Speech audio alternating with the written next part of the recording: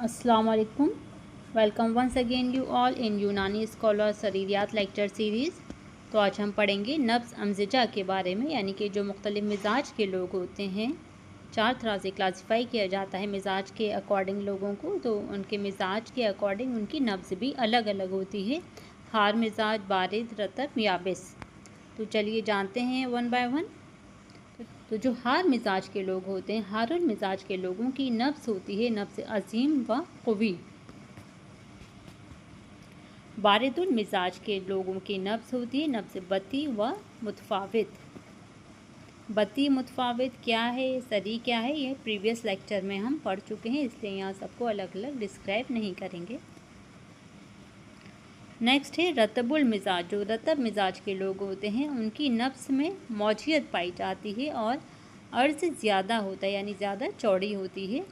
तो इस तरह से जो रतब मिजाज के लोगों की नब्ज़ हुई नब्ज़ मौजी व अरीज़। याबिसुल मिजाज की नब्ज़। जो याबिस मिजाज के लोग होते हैं उनकी नब्ज़ में तंगी होती है और सख्ती पाई जाती है, यानी कि याबिस मिजाज के लोगों की नब्ज़ होती है नब्ज़ सग़ीर व सुल्ब, छोटी होगी और सख्त होगी। अगर यबूसत के बावजूद क़ुव्वत क़वी है, याबिस मिजाज के लोगों की बात हो रही है कि उनमें यबूसत का ग़लबा होता है, लेकिन इसके बावजूद भी अगर उनमें जो क़ुव्वत है वो क़वी है और उनकी हाजत तरवी शदीद है, तो ऐसी सूरत में नब्ज़ ज़ुल्क़रतैन, मुतशन्नुज और मुर्तइश होती है। ये पॉइंट भी याद रखना है। अब बात करते हैं नब्ज़ आमार की, यानी कि जो मुख्तलिफ़ उम्र के लोग होते हैं उस उम्र के दर्जात के लिहाज से भी नब्ज़ में चेंजेस होते हैं। हर उम्र के लोगों की नब्ज़ सेम नहीं होती है। तो चलिए जानते हैं वन बाय वन। तो जो बच्चे होते हैं, चिल्ड्रन होते हैं, उनकी नब्ज़ किस तरह की होती है, जिसको नब्ज़ अतफ़ाल हम कहते हैं। तो नब्ज़ अतफ़ाल होती है ज़ईफ़, सरी, मुतवातिर। ये आप लोगों को याद रखना है। बच्चों की नब्ज़ ज़ईफ़, सरी और मुतवातिर होती है। अब बात करते हैं अडल्ट की, यानी कि जवानों की। जवानों में जो नब्ज़ होती है अडल्ट एज में नब्ज़ ज़्यादा अज़ीम होती है और ये क़वी होती है। नब्ज़ अज़ीम व क़वी हो जाती है अडल्ट एज में। नब्ज़ कहूलत। कहूलत कहते हैं यानी कि जो अधेड़ उम्री होती है, ना तो इसमें इंसान जवान है ना बूढ़ा हुआ है मुकम्मल तौर पे, तो ये एज नब्ज़ कहूलत कहलाती है। इसमें जो नब्ज़ पाई जाती है नब्ज़ कहूल, ये नब्ज़ सग़ीर व मुतफ़ावित होती है। ओल्ड एज में नब्ज़ शयूख़, बूढ़े लोगों में जो नब्ज़ होती है ये नब्ज़ सग़ीर, मुतफ़ावित, बती पाई जाती है। अब जान लेते हैं मर्द और औरतों की नब्ज़ में क्या फ़र्क होता है। तो जो मर्दों की नब्ज़ होती है औरतों की नब्ज़ के मुकाबले में ज़्यादा क़वी होती है, ज़्यादा बती है और ज़्यादा मुतफ़ावित है। प्रेग्नेंट लेडी की यानी हामला औरत की नब्ज़ अज़ीम, सरी, मुतवातिर होती है। इम्पॉर्टेंट पॉइंट है, प्रीवियस एग्ज़ाम में पूछा जा चुका है। नब्ज़ औराम यानी कि वर्म की हालत में नब्ज़ कैसी होती है। तो जहाँ वर्मी कैफियत होती है उस वक्त अगर नब्ज़ देखी जाए तो नब्ज़ में मुनशारियत होती है, सूरत होती है और तवातुर पाया जाता है।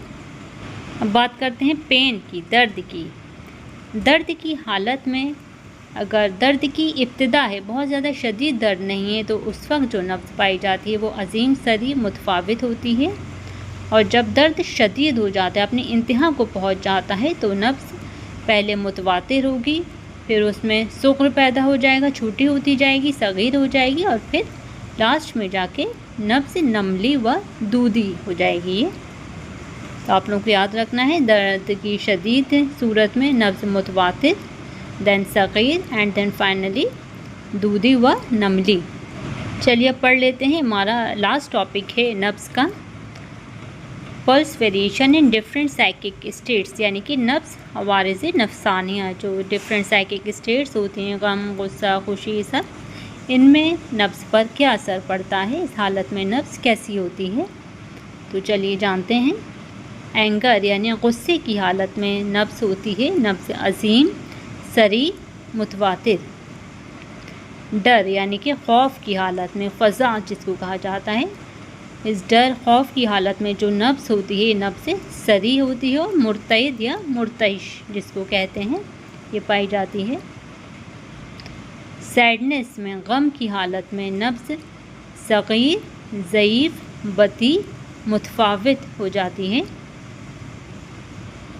प्लेजर में, लज्जत की हालत में जो नब्ज़ होती है ये नब्ज़ बती मुतफावित होती है। हैप्पीनेस में यानी कि फ़रहत में, जब इंसान खुश होता है तो उस खुशी की हालत में जो नब्ज़ होती है ये नब्ज़ बती और मुतफावित होती है।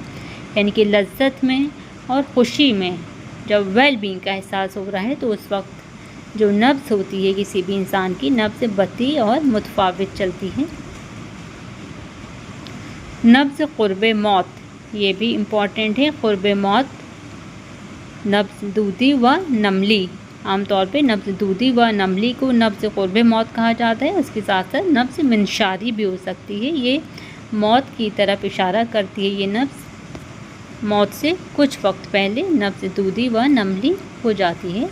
ओके स्टूडेंट्स, तो ये हमारा नब्ज़ का टॉपिक आज कंप्लीट हो चुका है। इंशाल्लाह अब हम नेक्स्ट लेक्चर में बौल बराज, जो इसका रिमेनिंग चैप्टर है, रिमेनिंग टॉपिक है सरीरियात का, वो हम कंप्लीट करेंगे। तो बने रहिए हमारे साथ, वीडियो को लाइक शेयर, चैनल को सब्सक्राइब कीजिए।